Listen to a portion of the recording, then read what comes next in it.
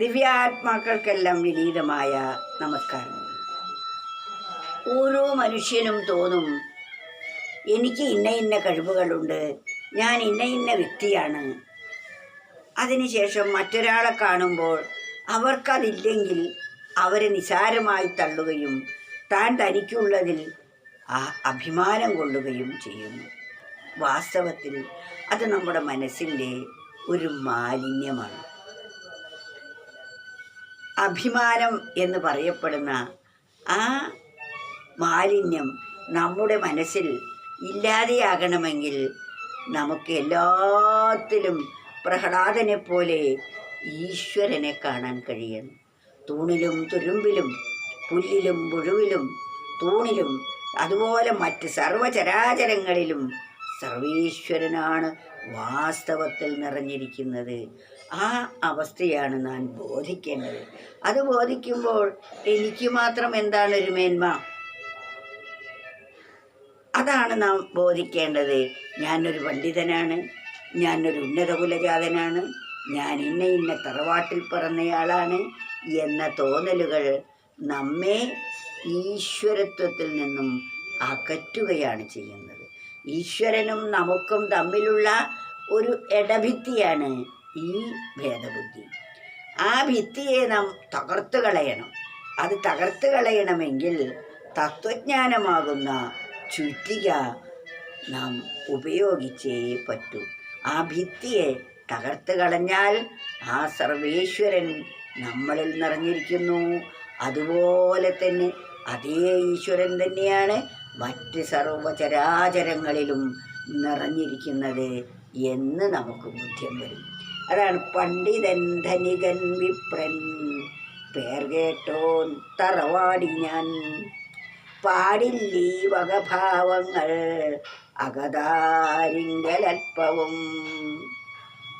സർവേശ്വരൻ നമ്മുടെ ഹൃദയത്തിൽ നമുക്ക് അനുഭവവേദ്യമാവണമെങ്കിൽ ഈ പറയപ്പെട്ടതൊന്നും നമ്മുടെ മനസ്സിലുണ്ടാവരുത്.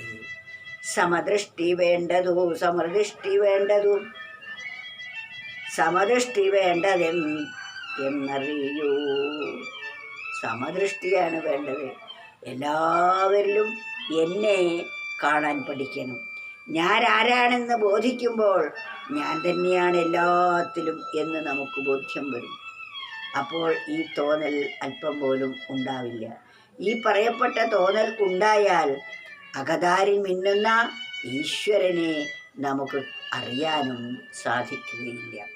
പണ്ഡിതൻ, ഞാൻ നല്ല പഠിപ്പുള്ള വ്യക്തിയാണ്, നല്ല വിദ്യാസമ്പന്നനാണ്, എനിക്കറിയാത്തതായിട്ട് ഒന്നുമില്ല, വേദങ്ങളും ശാസ്ത്രങ്ങളും സർവ ഗ്രന്ഥങ്ങളും പുരാണങ്ങളും ഒക്കെ എനിക്കറിയാം, ഈ ഒരു തോന്നൽ. ഗീത ഞാൻ പഠിച്ചിരിക്കുന്നു, ഗീത എനിക്കറിയാം എന്ന് പറഞ്ഞാൽ എനിക്കെന്ന പദം അവിടെ ഗീതയിൽ പറഞ്ഞതല്ല. ഗീതയിൽ അദ്വൈതാമൃത വർഷിണിയാണ് ഭഗവത്ഗീത.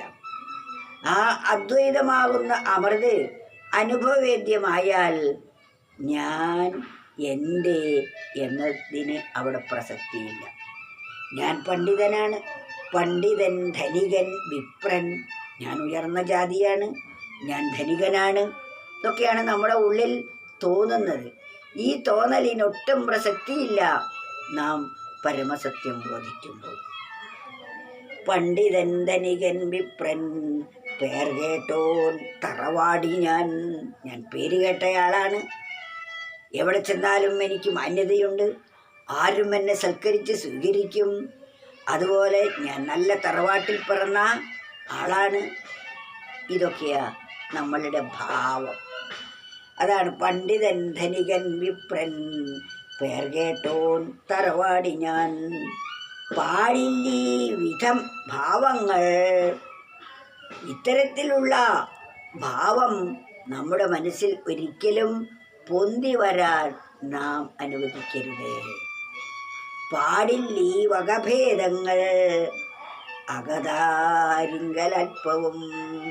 അകതാരിങ്കൽ, അകതാർ, അകത്തുള്ള മനസ്സാകുന്ന പുഷ്പം. താർ എന്ന് പറഞ്ഞാൽ പൂവ് എന്നാണ് അർത്ഥം. അകതാർ, അകത്തെ പുഷ്പത്തിൽ അകത്തുള്ള പുഷ്പം ഏതാണ്? മനസ്സാണ്.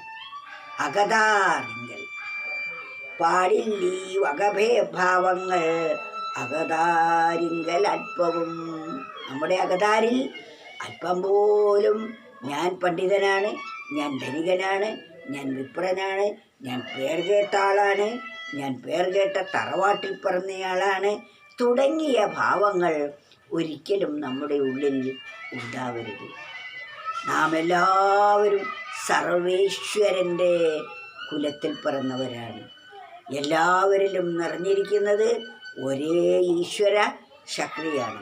നമ്മുടെ ഈ ശരീരം, പഞ്ചഭൂത നിർമ്മിതമായ ഈ ശരീരവും ഒരു ചണ്ടാളൻ എന്ന് പറഞ്ഞ് നാം നികൃഷ്ടനെന്ന് തള്ളിപ്പറയുന്ന അയാളുടെ ആ ശരീരവും പഞ്ചഭൂത നിർമ്മിതമാണ്. അതിലും ആ സർവേശ്വരനാണ് അതിനെ പ്രവർത്തിപ്പിക്കുന്നത്. നമ്മുടെ ശരീരത്തെ എപ്രകാരം ഈശ്വരൻ പ്രവർത്തിപ്പിക്കുന്നുവോ അതേപോലെ തന്നെയാണ് ആ ശരീരത്തെയും ഭഗവാൻ സംരക്ഷിച്ചു കൊണ്ടിരിക്കുന്നത്. അപ്പം ഈശ്വരൻ ആ സർവേശ്വരൻ്റെ കുട്ടിയാണ് നമ്മൾ എങ്കിൽ ആ സർവേശ്വരൻ്റെ കുട്ടി തന്നെയാണത്. അപ്പം അതും നമ്മുടെ സഹോദരനല്ലേ? പിന്നെ അതിൽ നിന്ന് എനിക്ക് എന്ത് വ്യത്യസ്തതയാണുള്ളത്? ഞാനെങ്ങനെ പേർകേട്ട തറവാടിയാകുന്നത് എന്ന് നാം മനസ്സിലാക്കണം. അപ്പോൾ ആ സമദൃഷ്ടി നമുക്ക് വരുമ്പോൾ സർവത്തിലും സർവീശ്വരനെ കാണാൻ നമുക്ക് സാധിക്കും. പണ്ഡിതൻ ധനികൻ വിപ്രൻ പേർ കേട്ടോൻ തറവാടി ഞാൻ പാടില്ലീ വകഭേദങ്ങൾ അകതാരിങ്കലൽപ്പവും.